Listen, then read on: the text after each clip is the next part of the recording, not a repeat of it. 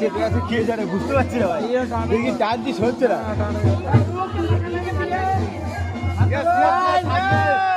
থাকবে আরেকবার 33টা দাঁত,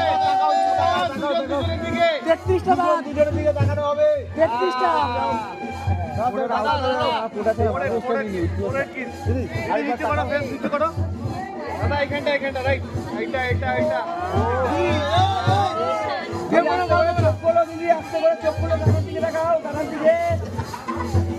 চোখে চোখ হবে।